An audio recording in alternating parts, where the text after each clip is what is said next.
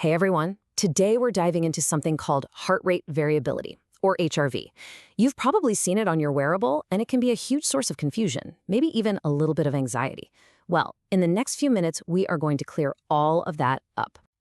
So here's the plan. First, we're going to tackle the biggest myth out there, what I call the comparison trap. Then, we'll get into what HRV actually is, why it's such a big deal for your overall well-being, and we'll finish up with a super practical toolkit you can start using today to improve your own score. All right, let's kick things off with the #1 rule of HRV. Honestly, this is the thing that causes the most stress for people. Does this sound familiar? You're scrolling online, you see someone post this crazy high HRV score, you look down at your watch, and your heart just sinks. It's a really common feeling, but you know what? It's based on a total misunderstanding of what these numbers are even telling you. This quote just nails it. The absolute first thing you have to get about HRV is that your number is yours. That's it. Comparing it to somebody else's isn't just a little unhelpful, it's completely and utterly meaningless. Let me show you why. For starters, not all these fancy wearables are even speaking the same language. You know, your Garmin, your Whoop, your Oura Ring, they mostly use a metric called RMSSD. But the Apple Watch, it uses a totally different one called SDNN, which, by the way, almost always spits out a much higher number. So right off the bat, you're not even comparing apples to apples. And on top of that, and this is a big one, there's a huge genetic component to this. Some people are just literally wired to have a naturally higher baseline HRV, and others are wired to have a lower one. It has way less to do with how healthy you are today and way more to do with your unique biology. So, here's the bottom line, the most crucial point. The only number that matters is your own, tracked over time. What we're looking for are positive trends against your own personal baseline, not trying to beat some random person's score on the internet. Okay, so now that we know what not to do, let's actually define what we're talking about here. What in the world is heart rate variability? So, in the simplest terms, HRV is not your heart rate. It's the measurement of the tiny, ever-changing time gap between your heartbeats. So think about it. If your heart beats 60 times in a minute, it's not beating perfectly once every second. No way. There are these tiny millisecond differences between each beat, and that's the variability that HRV is capturing. Now, this is where it gets a little weird and counterintuitive. You'd think a super steady, rock-solid heartbeat would be the picture of health, right? But actually, a heart that's beating like a metronome can be a sign that your nervous system is stressed out and rigid. And that's the whole idea right there. More variability, a higher HRV, is actually the good thing. It's a signal that your nervous system is relaxed, it's resilient, and it's ready to adapt to whatever you throw at it, whether that's a hard workout or just a stressful day. And this variability is directly connected to something you do all day, every day: breathing.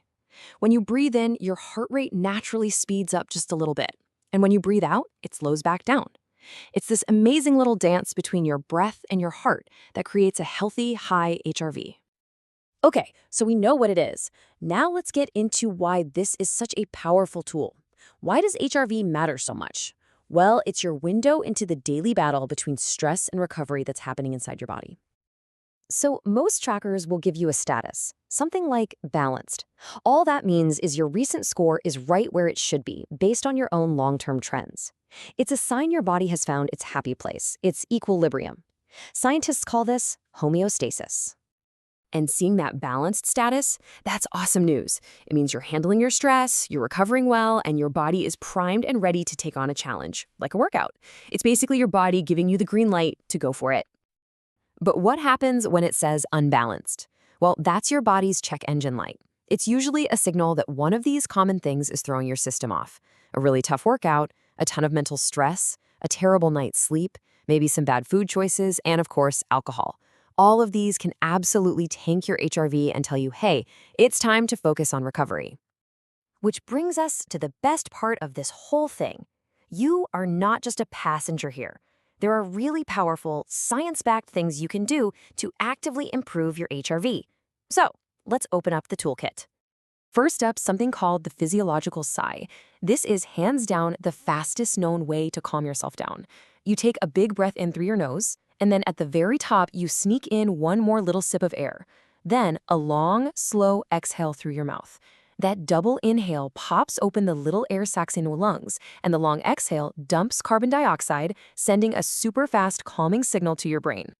And here's a pro tip from the neuroscientist Andrew Huberman. You don't even have to do the full sigh all the time. Just a few times during the day, consciously make your exhales longer than your inhales. Do that 10, 15 times. You're basically training and strengthening that calming pathway. And get this, it can actually raise your HRV while you sleep.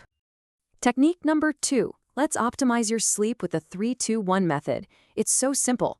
3 hours before bed, you're done eating. 2 hours before bed, no more liquids. And 1 hour before bed, no more blue light from screens. This routine is an absolute game changer for your sleep quality, and great sleep is critical for a good HRV score. And finally, a few other powerful levers you can pull. Try sleeping in a colder room. It really helps your body recover. Adding regular cardio makes a huge difference over time. If you struggle with breathing through your nose at night, something as simple as a nasal strip can be a big help. And of course, just start paying attention to how your body reacts to what you eat and drink, especially alcohol. So let's bring this all home. The goal here is not to hit some crazy high number you saw someone else post. Forget that. The real goal is to make small, smart changes that create a slow, steady, upward trend in your own baseline. That's what progress looks like. That is the sign of a nervous system getting stronger and more resilient. So, I'll leave you with this question. After all this, what is one small thing you can do today to start supporting your recovery? Maybe it's trying a few of those long exhales. Maybe it's stopping dinner a little earlier. Or just putting your phone away before bed. What's it going to be?